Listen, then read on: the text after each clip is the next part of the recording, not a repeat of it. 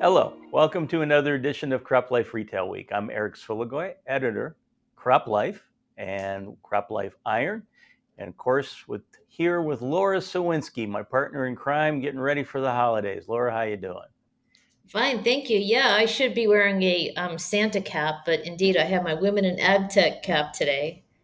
Getting Well, ready, getting that's all ready. right. That yeah, we will be discussing that, of course. So I'm hoping that I know the last of Christmas gifts that I ordered arrived in the mail at the house yesterday, and I was able to wrap it last night. So the Oh, big tree is deal. now fully stocked. So you're Yay. okay too? Yeah, yeah, Are you yeah. okay too? Okay. Yep. It's kind of. Kind of. All right. All right. Yeah, Fingers crossed you get it all wrapped and done before you get it. You got another week, so that's fine. yeah. So hey, Yep. we got some news to share with the viewers. I know, a couple of videos now we've talked a little bit about this potential rumor by Bayer perhaps spinning off or divesting their ag group from the rest of their company business. And like I say, that's excuse me, that's something that's been talked about, but we actually have one that's actually going to be taking place. Our friends at BASF have decided that they're going to make autonomous their business units for agriculture, battery materials, and coatings. Mm-hmm. So they're planning to do that in 2024. However, their CEO did mention that the company has quote unquote no intentions of selling these businesses. They just plan to make them autonomous so that they can perform a little better financially and make their own decisions without without the corporate chain of command coming into play. Mm-hmm. Yep. So we'll look to see if that happens here in 2024. But yeah, based on the shareholder prices going up after this announcement was made, it sounds like Mm. stakeholders in BASF are pleased with the news. Yep. That's great. That's good. Yeah, like you said, big news. We'll keep an eye on it and see how it unfolds once we get into the new year. Very good. So I guess you said you had a couple of items to share regarding The new I year. forget what. I'll let you share with the viewers because I'm already drawing a blank on what you told me. So Well, I do like to, this time of year, what do we, what did this current year, did it unfold like how we thought it was going to? Were there surprises? But likewise, I always kind of like, what's coming ahead? What are forecasts? What do we expect to see? And our friends at CoBank came out with their 24 year ahead report, and there were two items in the summary of this report that stood out for me. And we talk a lot, again with the Crop Life Top 100 and kind of the trends there and what we're seeing. And I was curious as to some of the findings in our survey, if they're matching up with what others are seeing and forecasting. So from CoBank, they are saying that, of course, as we know, higher interest rates, a strong U.S. dollar, and resiliency of the U.S. economy have weighed heavily on agricultural commodity prices. But the biggest problem for farm margins heading into 2024 is the elevated cost of production. So while the fertilizer prices have fallen, yay for that, other costs of production remain stubbornly high. However, ag commodities will benefit from more upside price risk than down in 2024, according to CoBank. Global grain and oilseed stock inventories are tight by historic measures, and the Northern Hemisphere will likely have a strong El Nino weather pattern during the growing season for the first time since 2015. So the dollar should continue its recent decline, and global demand should return to its long term growth trend.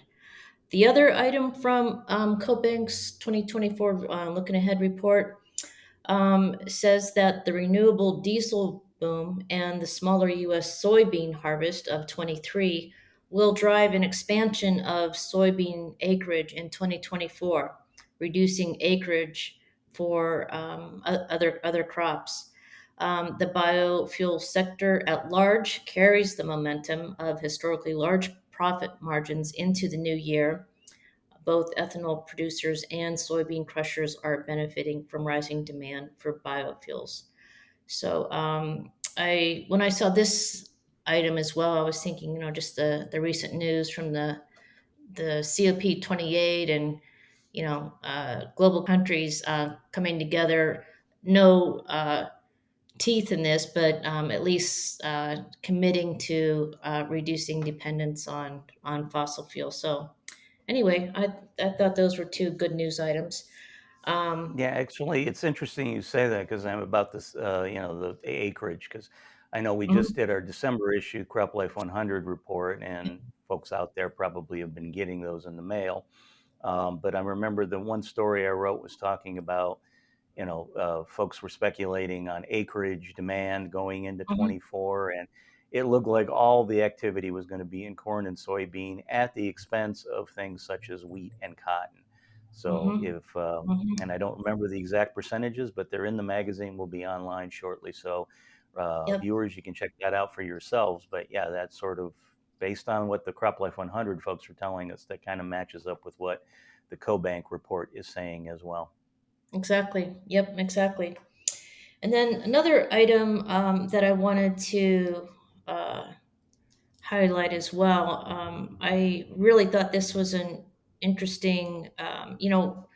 We for the last 2 years we've been talking about disruptions with barge traffic on the Mississippi, and researchers from Princeton, along with the federal government, started to do some studies, really long-term studies, to see if these were occasional things, one-off kind of black swan events, if you will, or were these more the new normal going forward.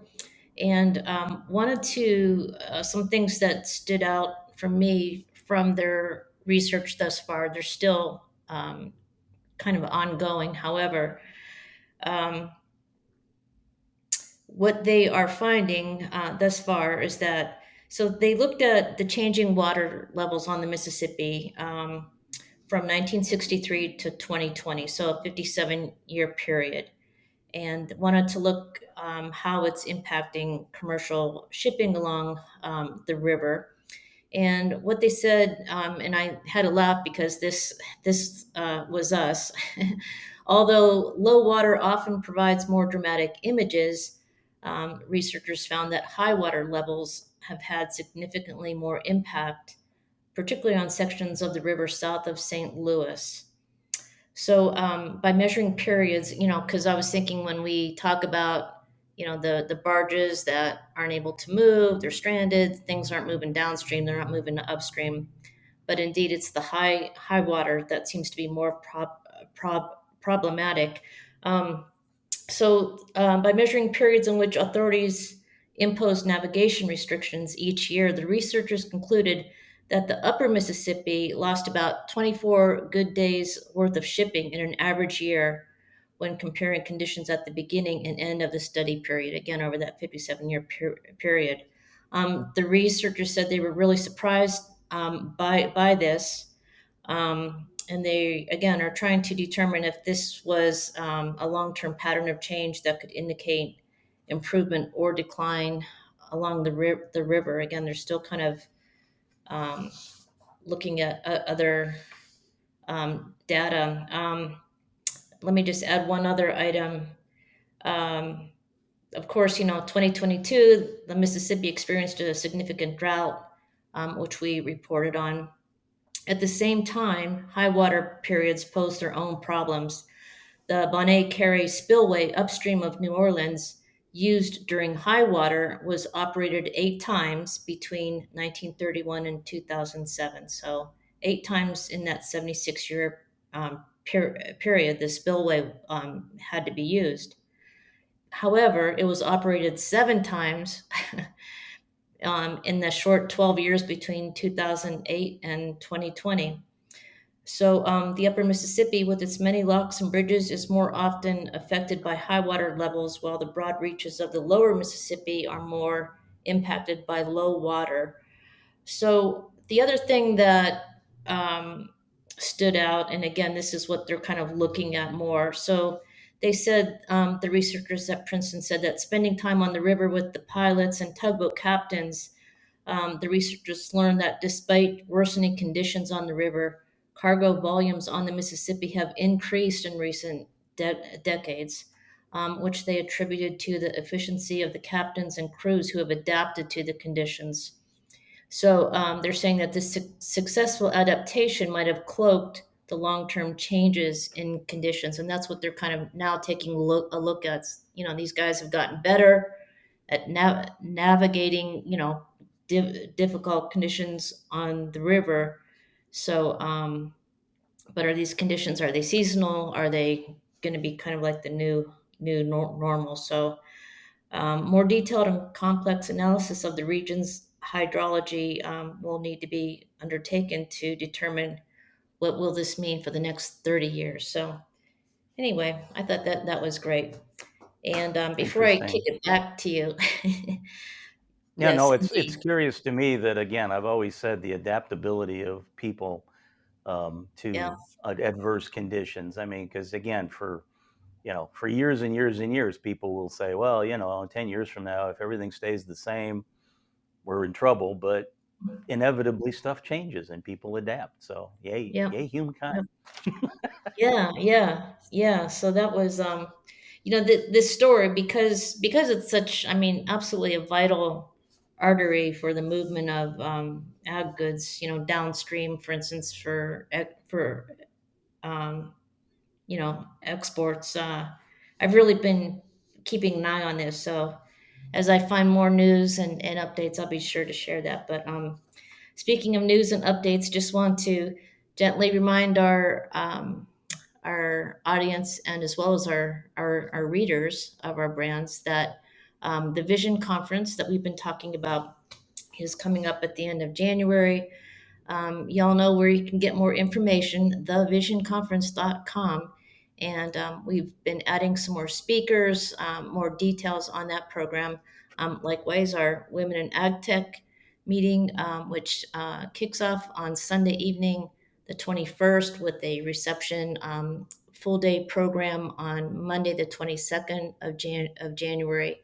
That's co located with the Vision event as well. And we are just about done. I think we maybe have one spot, a moderator spot on our Women in Ag Tech program, but we have, pretty much concluded that, and we're getting stuff together for the program. It's going to be great, of course. So check that out. There's a Women in Ag Tech tab on thevisionconference.com.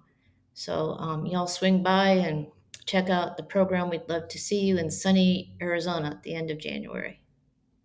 Yeah, I'm sure if the folks that are planning to attend are looking forward to that. And for those of us who are not going, like myself, because I'll be doing another event over top of that, we'll look forward to the highlights at the end of January.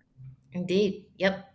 Yeah. Yeah. So, hey, since you were talking about water before for the Vision Conference conversation, I had Hmm. something to share about water myself. This comes from the hypoxia report that was presented to Congress at the end of November. Hmm. Apparently, it was a good report. It's talking about the health of the Gulf, of course, the Gulf of Mexico.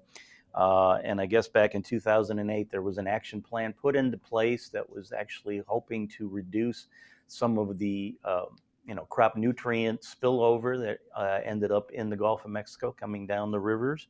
Hmm. And according to the report in 2023, nitrogen loads in the Gulf are down by 20%. And Wow. that's a goal that wasn't expected to be achieved until 2025. So we're two That's great. years ahead of that time frame. And of course, our friends at the Fertilizer Institute and your friend Corey Rosen Bush, Hmm. we're very thankful, very happy that this news came out. And they basically said that, quote unquote, this report is fantastic news, plain and simple. And then I Corey added agree. that we That's still have great. work to do, but we're headed in the right direction when it comes to hypoxia in the Gulf of Mexico. So, That's again, a good news fantastic. story to share with the market. Indeed. Yeah, no, that's really a sizable decrease. Yeah, and that's great. That's really great. Yep. Some Yep. more good So news. anyhow, so we've now covered water to the point that I actually, when we're done doing this video, I think I'll have to run to the restroom. But hey, in the meantime, before that happens and we break for that, it is time for your favorite segment of the show, Miss Laura. Time for fun with numbers. Is it a how many reindeer are pulling the sleigh kind of giveaway Yeah, today? you Or know, I could have gone Christmas, but you'll understand that I'm writing a theme, but that's not the one. okay, All right. So your number this week is 14.6 billion. 14.6 billion. okay. 14.6 billion. So is 14.6 billion, Laura, is that A, the expected cost savings to BASF if it makes autonomous its component businesses? Is it B, the increase in the CropLife 100 company values 2023 versus 2022?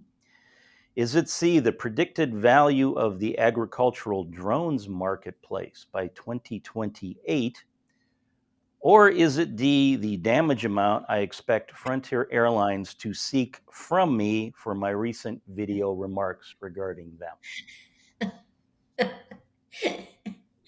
Eric, really, I have to hand it to you. You really come up with, I mean, week after week, man. I just live for the D. I'm sure there were a lot Always of people give that the feel that way. option. Oh boy. I'm going with B. Going with B. No, I'm Yes. sorry. That Really? that answer was seven. Yeah, that answer was 700 million was the value increase year Oh, over year. okay. No, the actual answer to this one is C. I Really? ran across a report. Yeah, I ran across a report from our friends at Reports and Data, and they Uh-huh. were talking that by 2028, the agricultural drone market value is expected to hit $14.6 billion Wow. and a compound annual growth rate of 34.5% over that time frame. Gee They whiz. went on, yeah, they went on to say that the rapid development in drones and the need to ensure crop health through monitoring and also selective application will Mm-hmm. help drive the marketplace forward over the next 4 years. So, That is crazy. That's a huge amount. Actually, I'm going to ask you to send that news item over to me so I could take a look at it. It's making me think about some ways to report on this and things I want to ask. So, wow, that's crazy.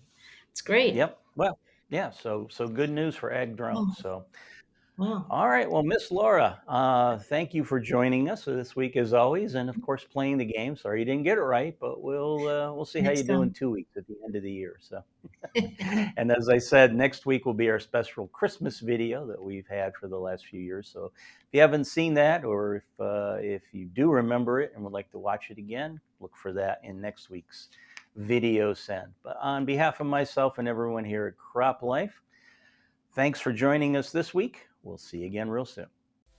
If you have questions or comments about today's episode of Retail Week, contact us by email or Twitter, or type your message in the comment section below. Your feedback is important to us. We will try our best to address your thoughts in next week's episode, and be sure to subscribe to our YouTube channel.